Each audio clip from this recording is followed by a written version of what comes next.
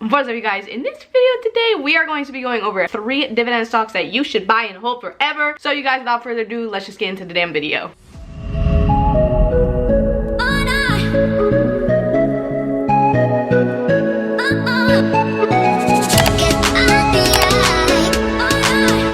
And just like before, you guys, there are timestamps down in the description box below if you wanted to jump to a certain part of the video, but your girl would greatly appreciate it if you just watched the whole damn thing. And if you are new here, what is going on? My name is Nikki, and it would mean the absolute freaking world to me if you would consider subscribing by hitting the MV in the bottom corner or the OG red subscribe button right down there underneath the video. Join the crew, join the journey. I post a minimum 2 times a week on this channel, ranging from money, investing, finance, side hustles. Honestly, I just love to entertain, talk about life and money and all that fun stuff. So if you are into that, or if you just enjoy hanging out with me half as much as I truly love hanging out with each and every single one of you, please consider subscribing. All right, also, these 3 stocks are freaking beasts, and you probably already think you know what I'm gonna say, but I don't think you really do know what I'm gonna say. I mean, you could literally buy these stocks, take a 37-year nap, wake up and be financially fine. I don't suggest that you try to do that, but I mean, I guess for the sake of this video, that is the point I'm trying to make. These companies are some of the most reliable, safe, I think. Personally, you already know how I feel about that. Do your own damn education. Don't ever just do something because I say so. And that really is just one thing I look at when looking at a dividend company, is obviously the reliability, the safety of the company, but also that payout ratio, which I know y'all know already. But basically, you want that payout ratio ideally to be under 60, but anything under 80 I'm still comfortable with, as long as it is a reliable, safe, blue chip kind of company. Because essentially what a payout ratio is how much of the earnings of the company is being paid back out to shareholders. So if that is higher than what they're earning, then you risk cutting it, spending it, lowering it, all that nasty stuff that we as dividend investors long term really do not want to get involved with. And with a lower payout ratio, that could mean potentially in the future, over the years, the company not only sustain but grow the dividends and pay you more. So the lower the better for the payout ratio, y'all. And safety and reliability are the goats of the dividend world. So you guys, let's just go ahead and get to the first stock. All right, and if you guys are OGs and you've been here a minute, you know my hair is a wild animal in and of itself, so pay it no mind. And the first stock, you guys, is one that I literally blew up on. Like, I literally went in on this stock on this video, and that stock is Waste Management. Now, I am not going to go into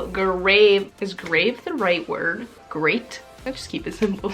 But here are some basic stats. Its dividend currently is around the 1.95% mark. Its payout ratio is a beautiful 52%. It has been paying and growing its dividend for 17 years, and we love that. You already know the numbers, the financials, the stats are very important, but I'm about to tell you 3 big ass reasons why I love Waste Management on a business level. Not a numbers level, but a business level. 1, they are the largest in their industry, okay? You are straight lying if you're gonna sit there and tell me you've never seen one of these rolling down the damn street, okay? Or if you've never seen one of these in your damn neighborhood. They are a beast. There is almost no competition for them. And if there was, then it would take a very long time to just catch up to where Waste Management is, let alone the growth that Waste is going to be doing when that's happening. I mean, as much as it literally pains me to say this, they're basically like the Patriots of the waste game. Can we just have a moment of silence? In fact, I just acknowledged the New England Patriots on a video of mine. That is serious. That is, ooh. But the point is, they're the GOAT. They don't have competition really. They're everywhere, and that's the top reason why I love them. Another reason is because I feel they are almost as recession proof as it gets. I mean, you, I, our neighbors, our grandma, our aunties, like, we not stopping creating waste. Like, we are gonna have trash, we gonna have nasty stuff that needs to get to a landfill, and who's gonna come pick that up? Waste Management. We will never stop creating waste. I mean, that's just not, maybe in like the year 3050, I don't know, maybe everything will be like hieroglyphic and like we'll eat virtual food, or I mean, I don't know, okay, I don't know. But what I do know is in my lifetime, I do not see waste going absolutely anywhere. And to be honest, if our population continues to grow and more people come into the world, that's gonna produce even more waste and more opportunity for Waste Management to grow and into a bigger behemoth than it already is. And a third reason why I absolutely love them is their idea for the future, at least where I think their head is in the future. Disclaimer there, I guess. But it's that they use their landfills to create energy, and we already know what's going on with Tesla, Nikola, even though that's not really anything right now, and all those other electric, hybrid, low carbon emission type, good for the environment, green shit going on right now. If they're changing their trucks from diesel to better fuel for the environment, they're using the landfills for the energy, we see the rise in this whole need for electronic vehicles and transportation, then in my brain I'm like, who's to say they're not gonna have some type of electric truck or try to become better and continue to grow their initiative of keeping the environment safe through their company. Like they're making moves that I just feel like they with it. They trying to grow, and they are on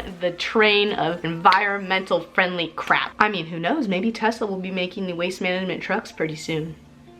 I'm just kidding, I don't think that's gonna happen, but I'm just saying, like, that's where my brain goes with waste management. I just feel like you can't go wrong. So I understand the dividend is not the highest, but come on now, that 52% payout ratio, they can raise it, they go and raise it. So just buy it and just put it in your back pocket, go to bed, and you'll be fine. All right, y'all, moving right along to the next stock on this list. Bet y'all think I'm about to say J&J, huh? No, although that is a good option for you, I will not say that that's a bad one. This one is all about Pepsi. Y'all already know how I feel about Pepsi. Come on. All right, some quick stats for y'all. Pepsi right now is at a dividend around 3.04%. The payout ratio is at 76, which is a little bit higher, but it's still under the 80. And like Pepsi, I'm really not concerned, and I'll go into that a little bit later. They've had 47 years of dividend growth. 47 years, y'all. Come on now. Yes, the PE ratio is at a 27, but you're about to take a 37-year nap, so really, who cares? Just buy it and go to sleep, okay? But with numbers out of the way, let's get into the 3 big reasons why Pepsi is getting my vote in money in 2020. One, I've already mentioned, we already know this, but the product line. They got Pepsi, Mountain Dew, Gatorade, Brisk, Tropicana. They got those like Starbucks frat drinks that slap. They're so good. You know those like pre-made ones that you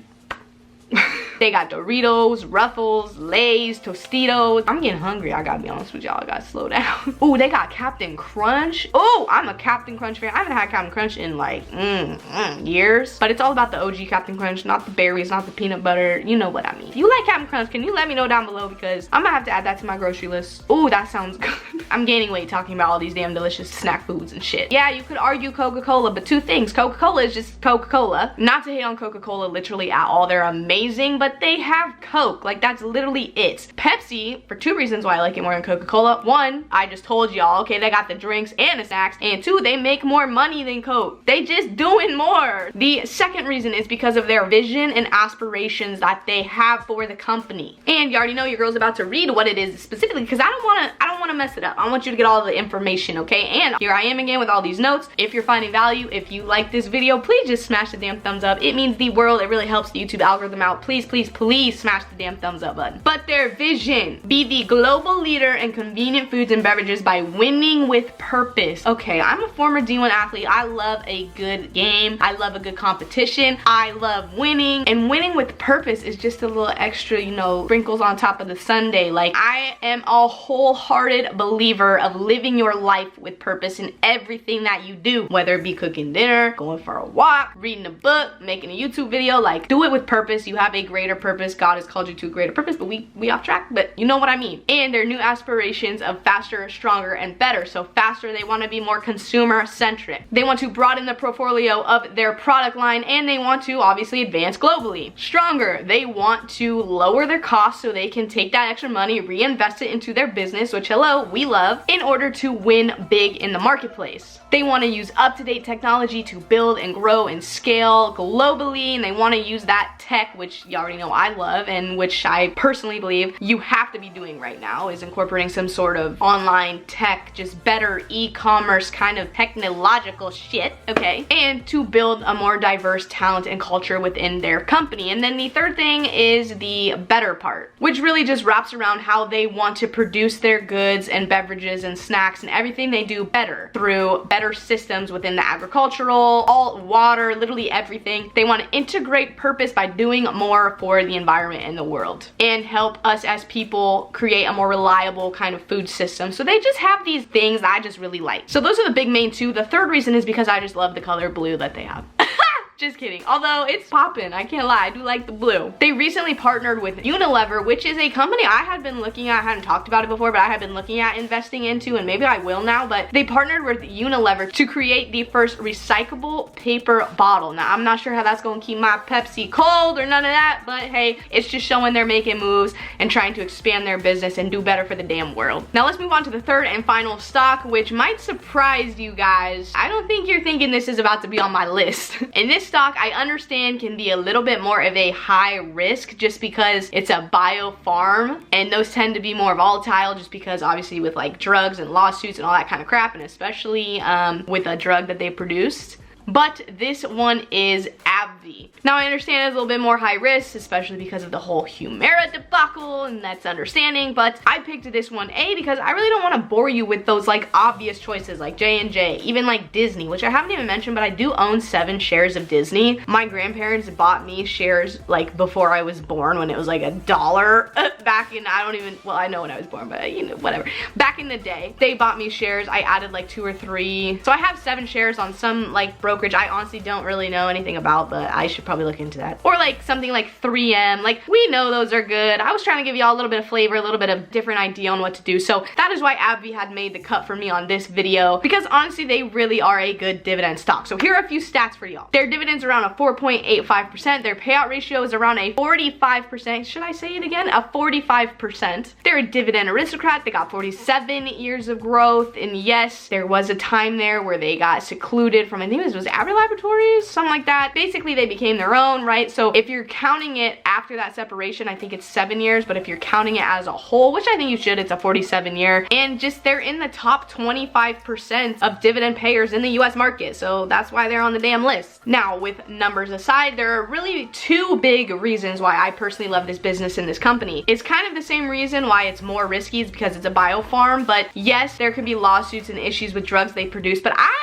we try and work on our positive mindset. I'm thinking, well, what if they're the company that creates a cure for a chronic illness? They have the power to do that. That's the good thing about pharmaceuticals. I mean, there's a lot of bad, but there's some good things about pharmaceuticals. They are saving and helping people live better, longer lives. Look, I am a science nerd. You guys know I'm a tech nerd, but you also should know I'm a science nerd. I have my bachelor's of science in kinesiology and physical education. I took a ton of science classes and courses in college. I geek out to the human body and medicine and bettering the lives of people who suffer, which is another reason why I invest, because I have plans, hopefully, eventually, to be able to give back and do things for people. I'm not getting into it, but if you know my sister has special needs, and I adore the hell out of her, and a huge goal in my life is to make sure that she and her community is taken care of to the best of my ability before I leave this earth. So I'm sorry, that's a side note, y'all. But I just like the fact that they are so solid with their dividend, and the fact that they're in the industry they are. Like, there's an opportunity for them to cure things and help people and just lessen the suffering of individuals, and I really like that. So that truly is the big